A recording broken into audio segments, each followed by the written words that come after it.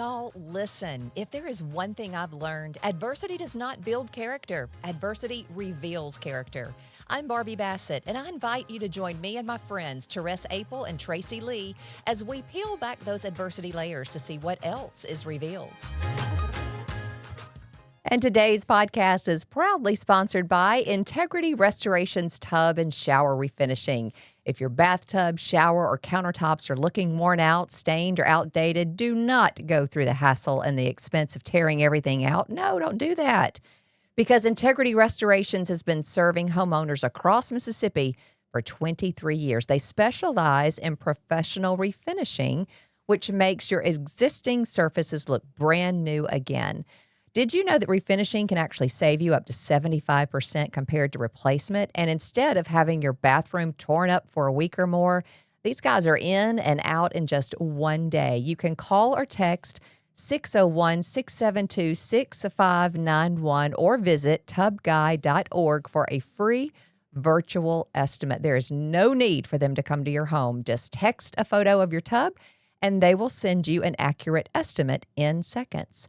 Integrity Restorations, they are fast, affordable, beautiful results that you can trust. 601-672-6591. And welcome back to Y'all Listen Here. I've got my good friend Therese Apel with Dark Horse Press here. Hey, Therese. Hey, Barbie. Hey, everybody. Happy, what day this is? I know. I don't know what day It's been this a long is. week. We're in the month of March. Right. And we are missing our good friend Tracy Lee here with us today. She has got to work and unfortunately unable to join us. But we have found, I think, very good replacement for her right now for this day. Sure. This is my friend and your friend, Gary Mays. Gary is the Director of Church Relations at French Camp Academy.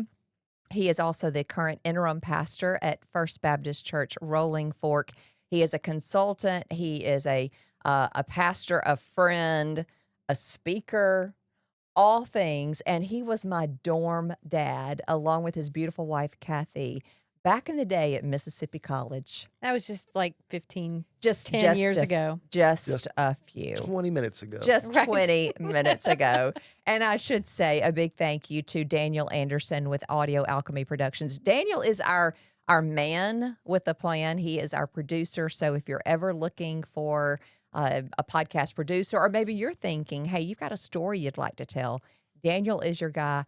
Give him a call. Again, you can check him out at Audio Alchemy Productions. And we have our spring deal going on right now. All new clients get their first episode completely free. You can't beat that. Who could ask for anything more? Right. We love Daniel. That doesn't feel right. Daniel was pitching me the first episode for $495. And I'm a little ticked, frankly. I mean, I like him. Well, now you can get the first episode for free. Well, I heard it. You heard it. I started saying it's on tape. There's no such thing as tape. Come on, Gary. Welcome to 2026, son. Well, Gary was you were our guest co-host a couple of weeks ago on a previous podcast, and here back today. Something that I have been dealing with, I think we've all dealt with in our life at one time or another, is forgiveness. I was actually at an event last night and having a conversation with a lady that I had just met. And she wanted to talk about some things that had gone on in her life. And I just brought it up and I said, that's why as Christians we are to forgive. And she said, oh, I've forgiven, but I've not forgotten. Mm-hmm.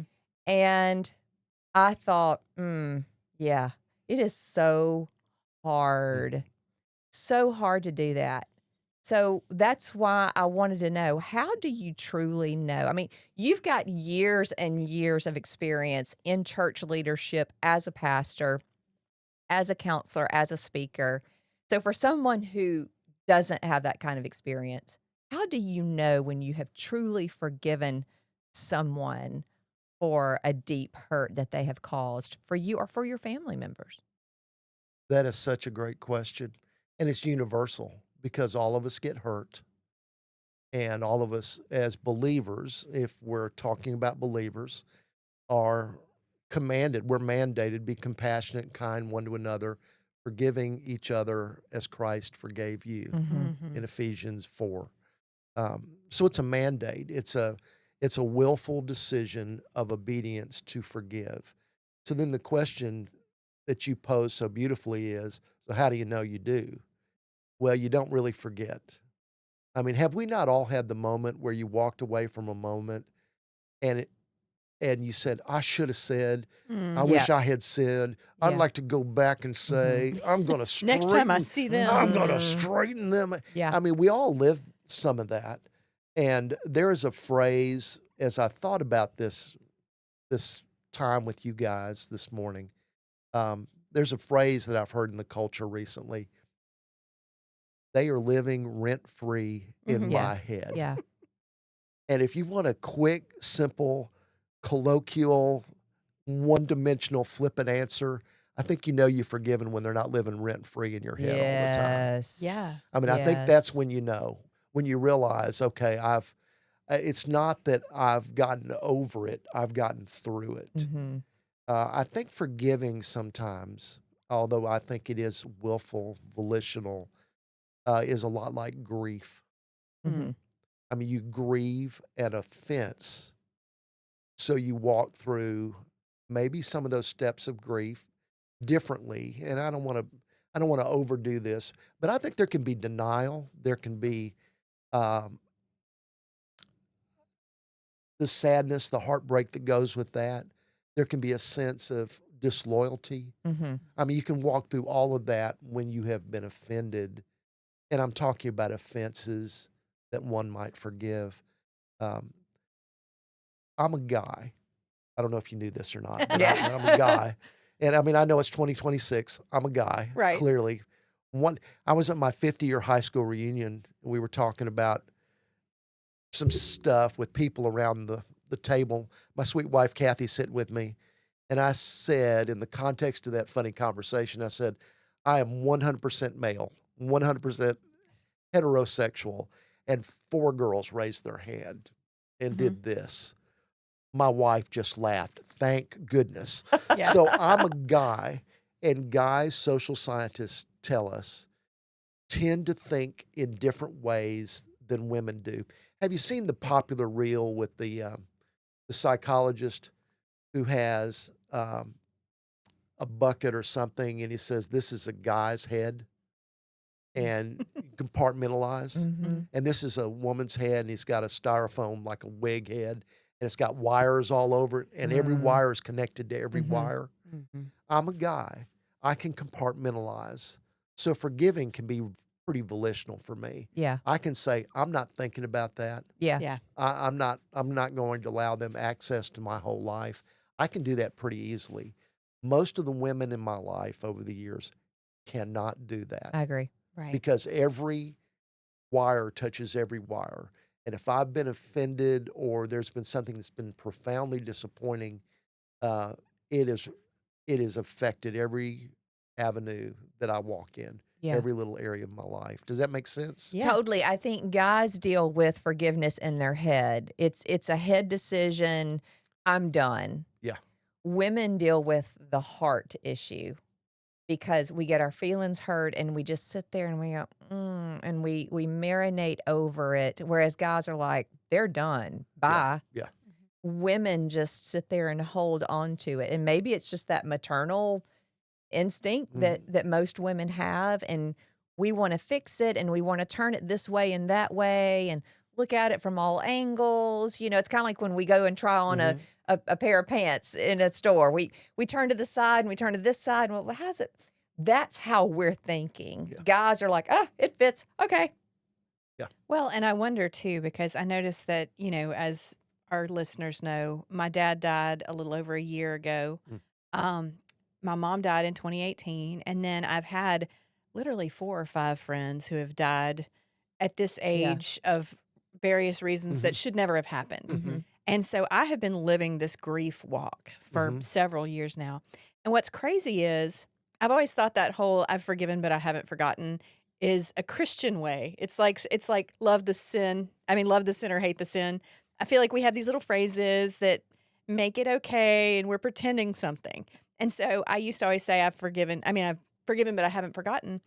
And I knew that meant I hadn't forgiven, but it was the right thing to say. Once I walked through all this grief, I'm not going to say that there are people that I've forgiven everybody. I mean, there's still people that really make me mad when I think about them, but Mhm. it became so much less important, and I feel like when you said that forgiveness is a little bit like grief, I feel like that's right. That bucket of feelings may be close to each other because I know psychologically when you've got enough grief, it starts to shut down. You just start to Mm-hmm. okay, this is what this Mm-hmm. is.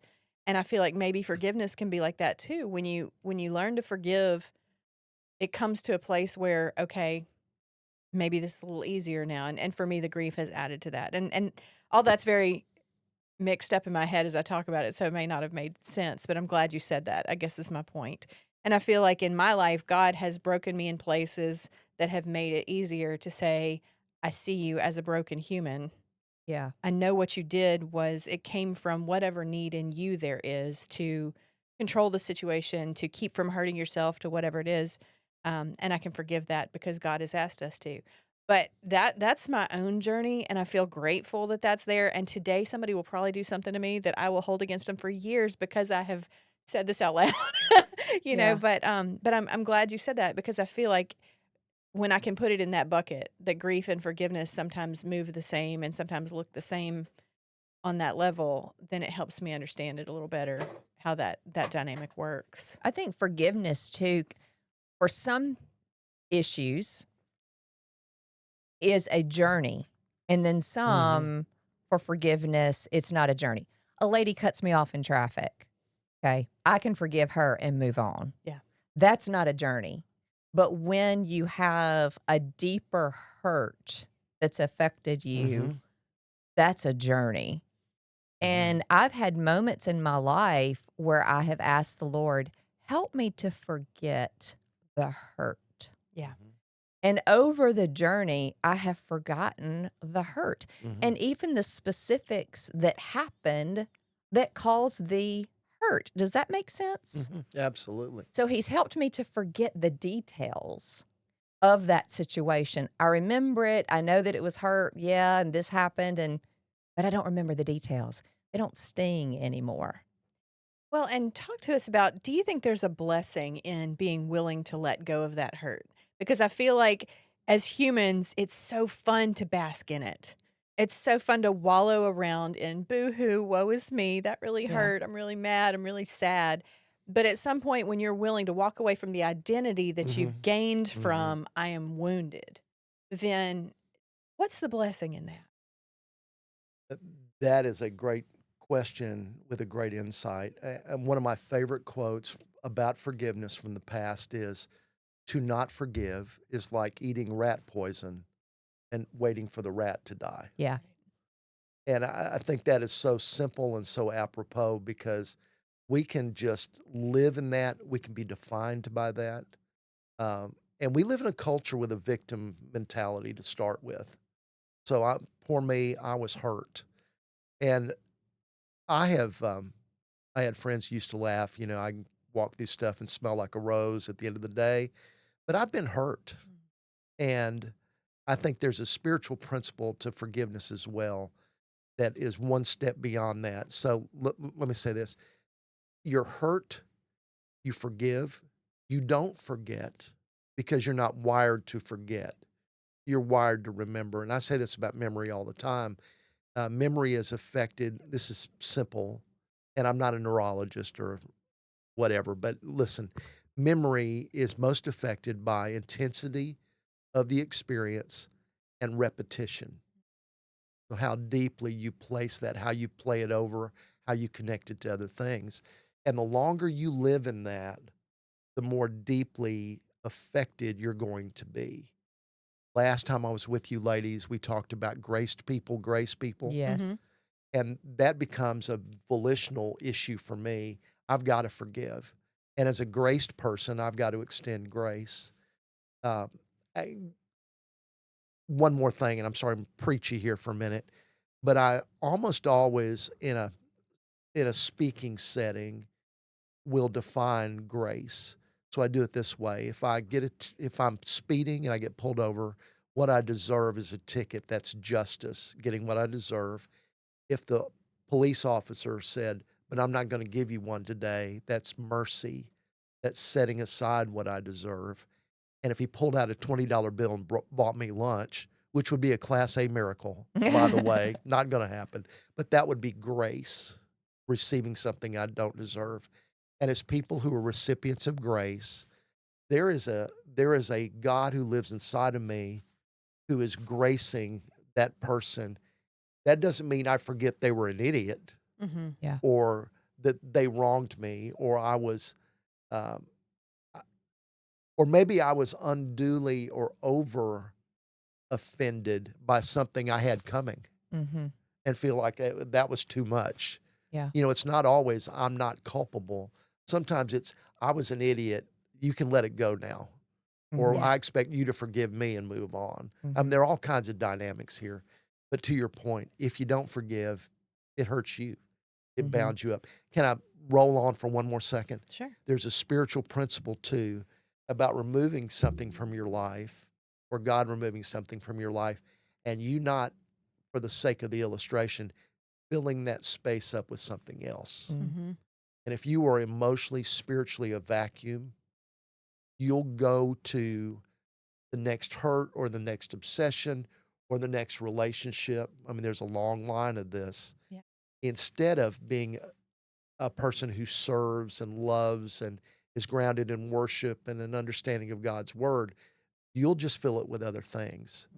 So we can forgive in the sense that I'm going to set that to the side, but I'm going to fill that portion of my life and my thoughts, that rent free in my head. Mm-hmm. I'm going to fill that with Mhm. something else that may not be godly, acceptable, or helpful to me as well.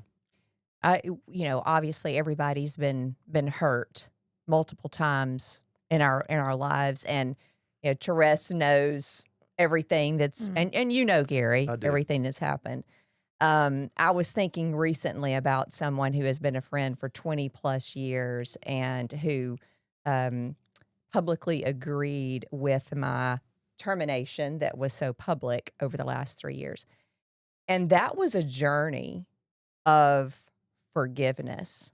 And I've gotten to the point now where when their name is mentioned, I bless them. Mhm. Mm-hmm. And this is not to shine a light on me and say, wow, Barbie, you've come so far. I've just realized that if I can find myself praying for them, for their blessing, for their children to be blessed, for their grandchildren to be blessed, and it not hurt my feelings, if I were to find out that the Lord had blessed them in an immeasurable way and it not make me feel stung, Yeah. then I know that I have truly forgiven. Because for so long, you can sit there and you can waller in that hurt and say, but I was done wrong. So I'm learning here at 53 years old, that I can now figure out when I have truly forgiven somebody, when I can, instead of my prayers being, Lord, please let them know how wrong they were and convict them for being, for what they said or what they did. And my prayers turn to, Lord, bless them like you have blessed me. And see that their children and that their grandchildren and that their whole life is evidenced of your love and of your glory. That's when I am figuring out, even at my age, that I have truly forgiven that person. Whereas Mhm. before I'd be like, yeah, God, you tell them they were wrong. And you tell them that, that you really shouldn't have done this. That's how I would pray before. And isn't it crazy that it's taken me this long to pray differently? Does that make sense? No, it's a journey. It makes perfect sense. My favorite thing to pray on people, and I think we've talked about it on the podcast, but I pray it on people. That was a funny way to word that. I think we heard that. Yeah, that was a weird way to say it. But I saw an interview one time, a woman that was an atheist. She's at the time she was a popular news person, but she said that she very much just was angrily denying God. And that one day something happened and she said, he intruded. It's like I couldn't even get away from it. He just came into my space and he intruded on me. And so I pray that for people when they hurt me. Yeah. And it's like, God, whatever you got to do while you're intruding, just sit on them. Just come down on them. And it used to be a very like, you go get them, God. Yeah. And now it's kind of like, you know what? If that looks like blessing coming down, Yeah. all right. You know what? One day they may know it was my prayer that maybe didn't lead that, but that I was cheering that on. That's okay. Yeah. And I feel like that is a big step toward forgiveness. I'm not going to say that is forgiveness because it's the heaping burning coals on their head thing. I feel like every time I read that verse, I'm like, yeah, I'm going to be nice to my enemies because it hurts them, but Yeah. in the end, that's why God tells us that. Because I feel like in doing right, Yeah. we're affected on the inside as well. But it's like whenever their name is mentioned now, or if I'm flipping channels and I see them on TV, Yeah. there is that sense of, I bless them, Lord. Good. It's not a hurt feeling anymore. It's pray for them. And it's not a righteous, air. It's I bless them. Thank you for that. What are you Barbie- having to say, Pastor Gary? I can see these wheels Oh, turning. the wheels are turning. This is so fresh and it's very real. And that's a mature place to be, Barbie. When you're hurt and it strikes at the core of who you are, that's an expression of what you do, and vice versa. That's a deep hurt. So that is a journey. That's not a moment. That's not a cutoff in traffic. Right. So, and it's so practical, and there's so much by the sovereignty and the grace of God, wisdom here. Blessed are the merciful, for they will be shown mercy. Blessed are the pure in heart, for they will see God. Blessed are the peacemakers, for they'll be called children of God. Blessed are those who are persecuted because of righteousness, for theirs is the kingdom of heaven. Mm-hmm. We church people, we Bible people. It's like Matthew 5, 6, 7. It's the Sermon on the Mount. Well, it is the Sermon on the Mount for a reason. And the wisdom of blessing and showing mercy, gracing people because we're graced people, is so good for us because God loves us that way, and it's designed to reflect how God loves. I say this all the time, not original with me, just a simple phrase. Religion, we all know this. Everybody watching this knows this.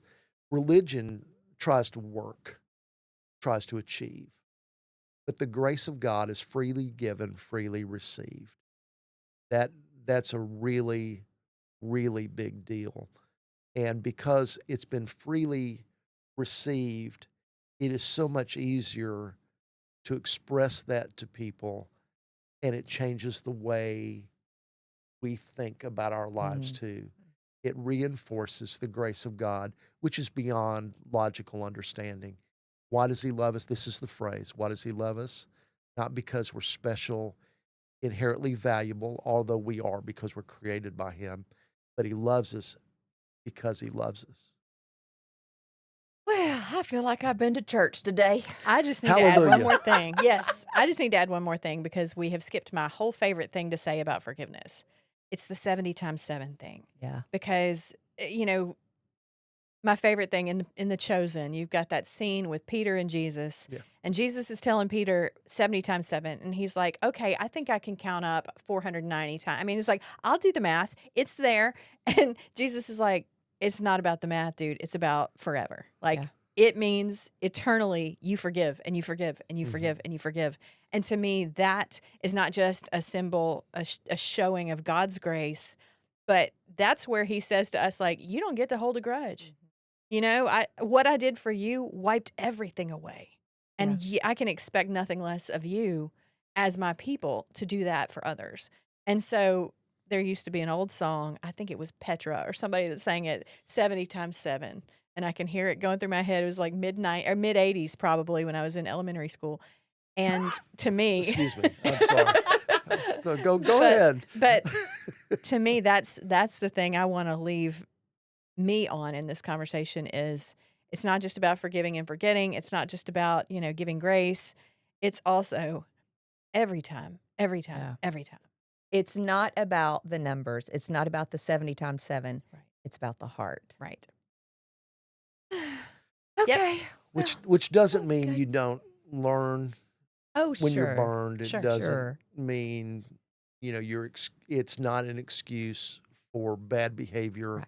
willful sin on anybody else's part. Don't keep coming back. It's really about you and God, and then you being the conduit for how he loves others. Amen. We are going to continue this conversation over on our Patreon channel. Gary, thank you for being our It has been absolutely my guest. pleasure. Yeah. It's been so fun. We hope that y'all have enjoyed this. Hop on over to our Patreon channel because we're going to talk a little bit more about this whole idea of how do you know if you've truly forgiven somebody. Until next time, though, we'll see you again on Y'all Listen Here.